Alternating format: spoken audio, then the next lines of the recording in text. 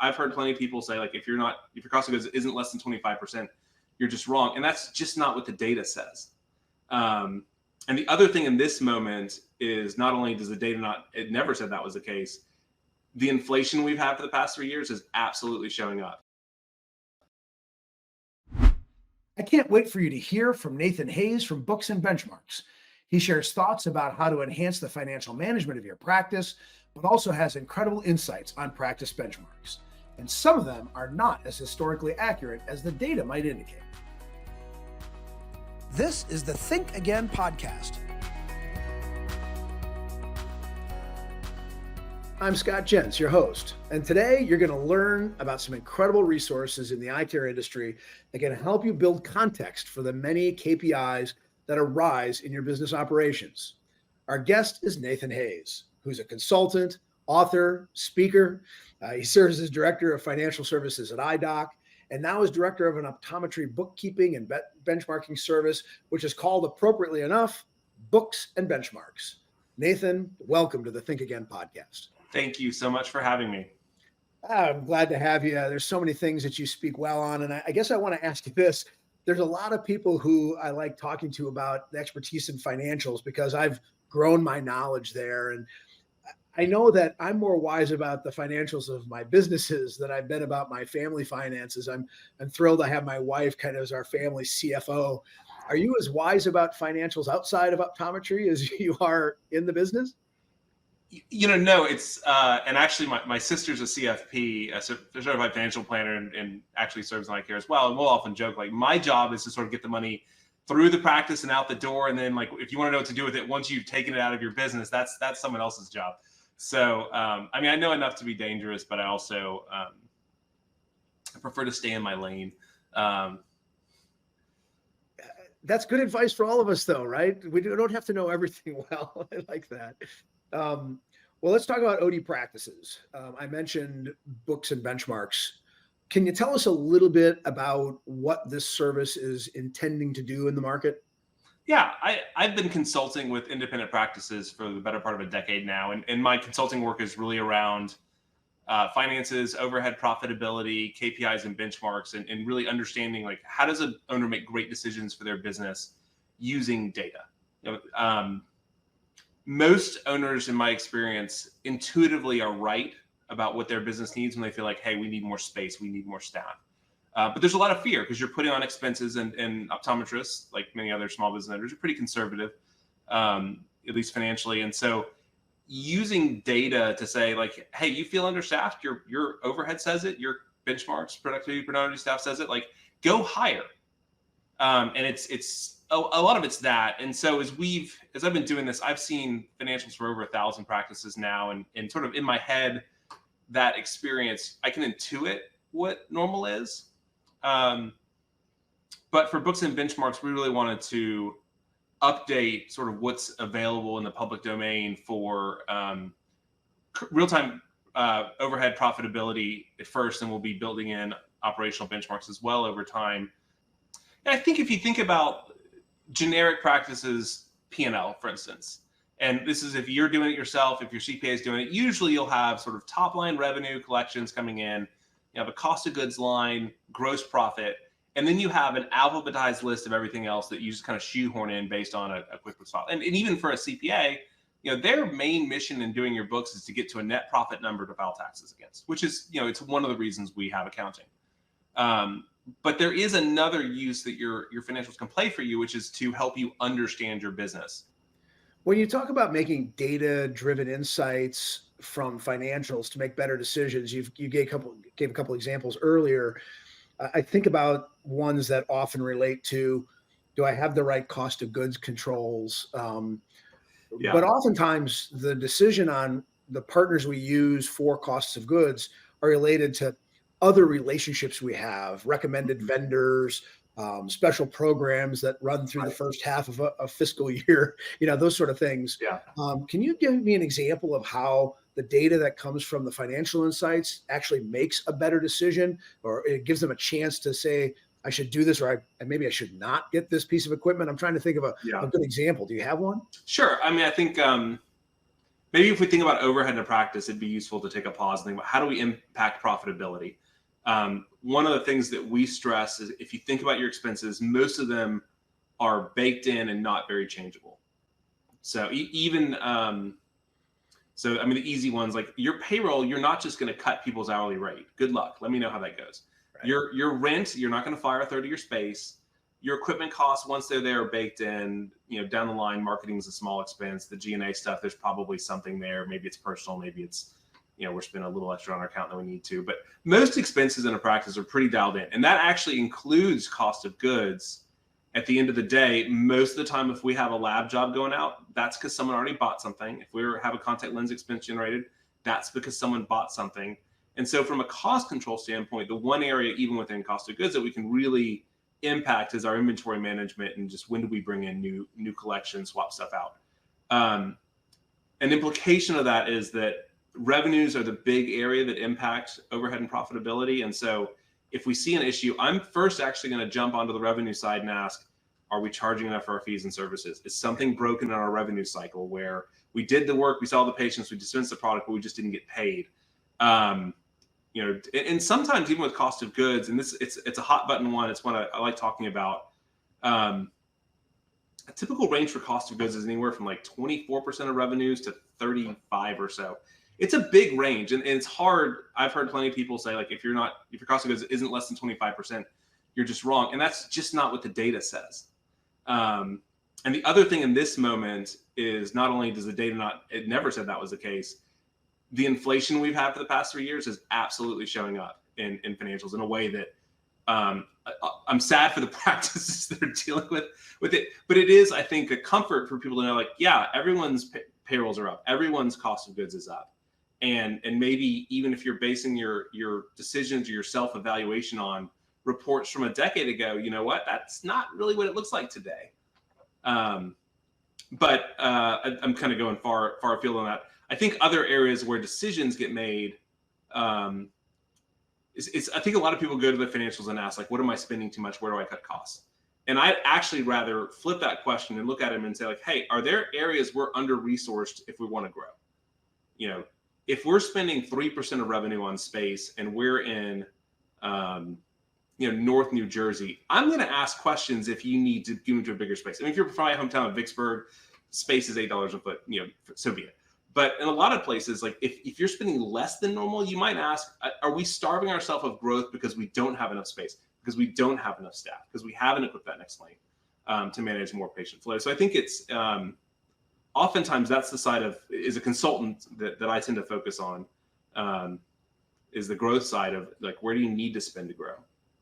Well, I mean, bless you for that, right? Because I think too many times we think about saving our way to prosperity as opposed to thinking about top line revenue opportunities, and aligning what we think we're spending to what the opportunity is on the revenue side. So that's fantastic. But you've alluded through this conversation to the benchmarks part. So we talked about books and benchmarks, spent a lot of time on books. And this benchmarks idea is something that is fantastic. You shared with me a brand new annual report, your first one. It's amazing. And you alluded already to cost of goods being something that a lot of doctors in their office meetings have a hard and firm belief that it's this number.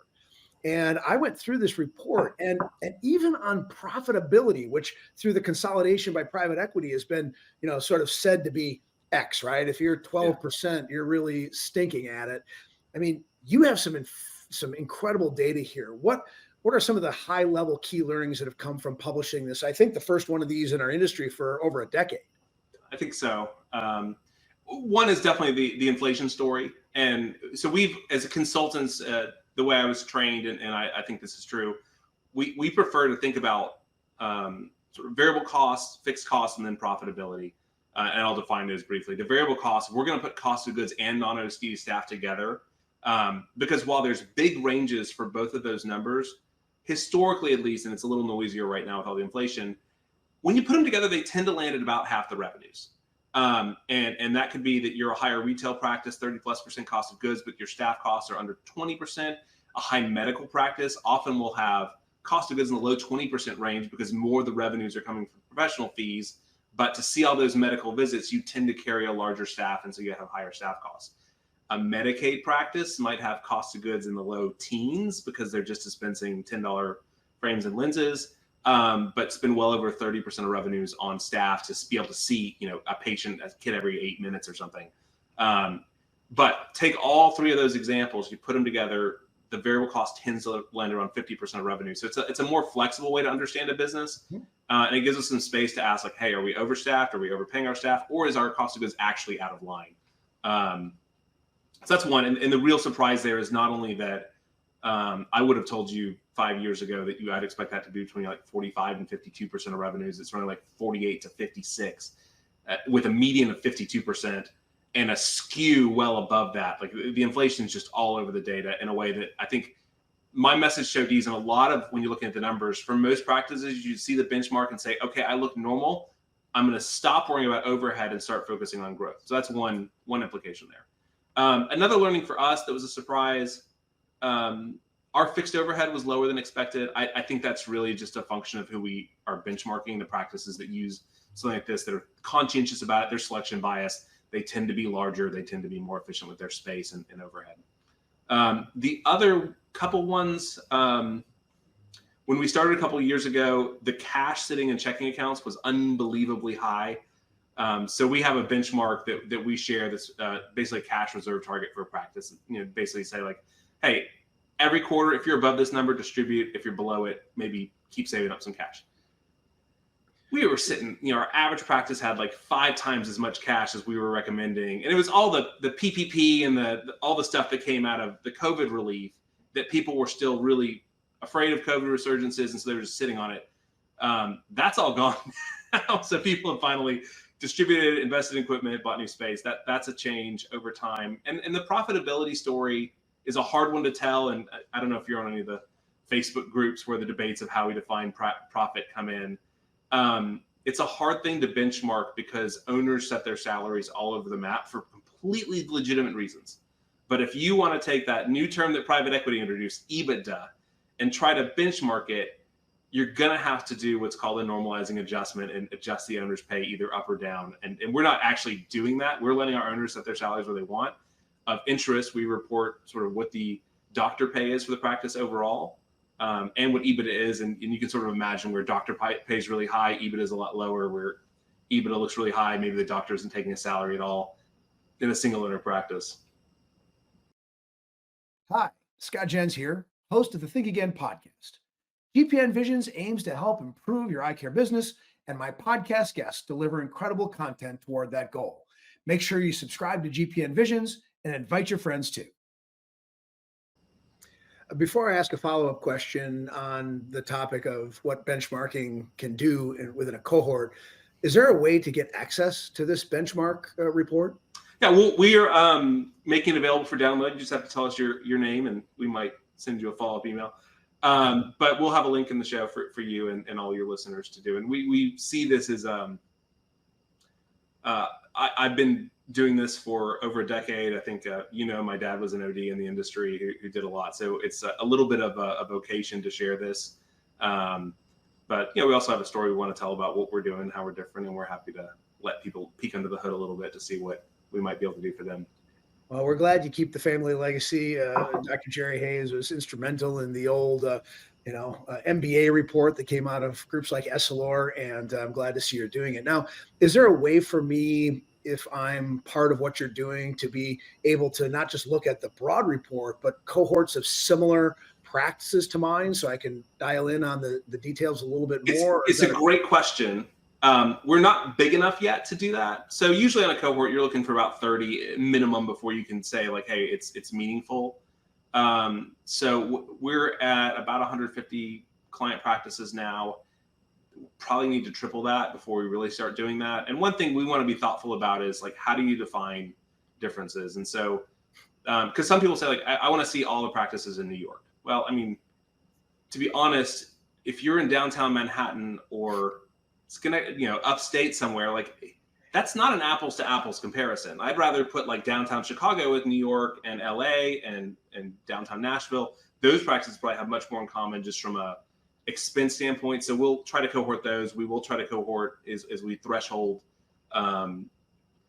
maybe more of a medical oriented practice versus a retail, Yeah. those, but we're gonna have to see where the data takes us on even doing that. The one thing I'm pretty confident in that a lot of people ask, on a lot of overhead metrics, size doesn't really impact the ratios.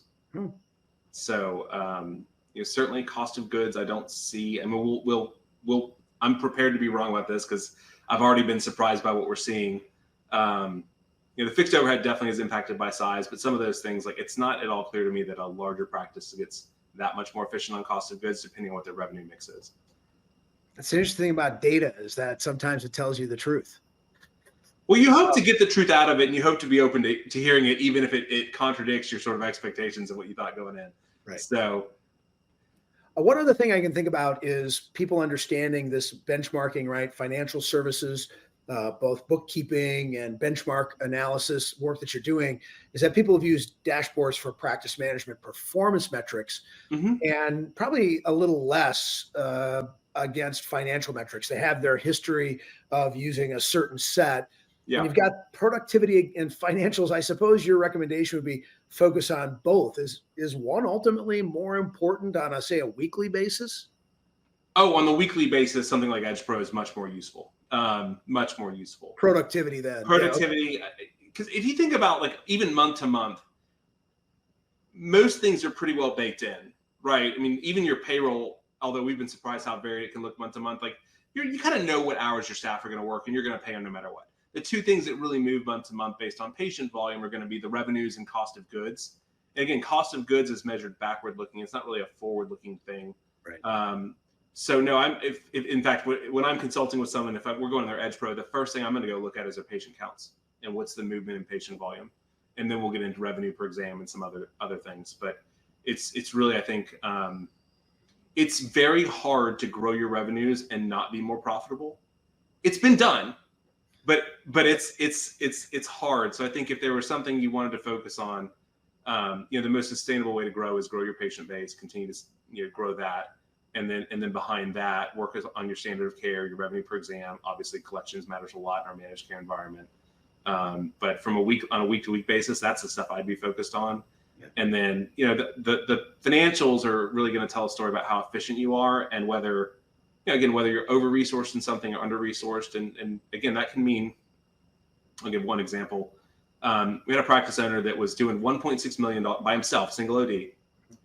And all of his ratios were just high around that. And the reality was he had the space and the staff, and he was in the Northeast, to be seeing double the patient volume. And the answer was not fire half your staff, and you're not going to fire any of your space. The answer was go hire an associate doctor. So he did that, grew 50%, and overnight all of his ratios fell into line. Yeah. So I think it's more often a growth story on that, and that's really where the revenue side is there. On the financials, though, certainly you can find areas where you'd want to ask, what's going on. So if your cost of goods is persistently, I'll give a number, maybe 37% or more, and you're a pretty traditional practice, I'm going to start to ask if there's some employee theft going on. And more often than not, I'll be right in the end on that one, unless you're just all contact lenses and no professional fees in your practice. So sometimes it will tell a story of other things, but usually it's a bit of a tapestry when you're looking at numbers with people. Well, I mean, you're the director of books and benchmarks. I'll give you the last word, some advice. I mean, there's a number of services out in the market. What's your advice to doctors who are saying, I've kind of feel like I've got this figured out? They should probably, as we say, think again about everything that they do. Yeah, I think so. Well, I think one of my big pushes within IDOC and as a consultant is, and we kind of touched on this earlier, you want a team around your practice. And I think ODs often fall into a trap of thinking that they are supposed to be the expert at everything in their business. That's why we go online and ask for legal advice from our peers. I'm not an OD, but y'all. And so if you're doing the books in-house, you may really like the control. You may be a little skittish. Chances are there's someone who's going to be better at it than you. And I think over time, the question I'd put to owners is, from a bookkeeping standpoint, even if an office manager is doing it, there's probably, if you could outsource to someone who's a reasonable price and very competent at what they do, what's the opportunity that you'd have to either see more patients or go home and take a nap? What's your office manager's opportunity to help support optical or train in office? delegating to someone who's technically competent to have truly accurate financials can be a real asset to you in those decision-making times. So, as always, bring in the expertise. Nathan Hayes, thank you for being my guest on today's Think Again podcast. thank you so much. That's it for today's Think Again podcast, brought to you by GPN Visions, a peer-to-peer learning community to help grow your eye care business.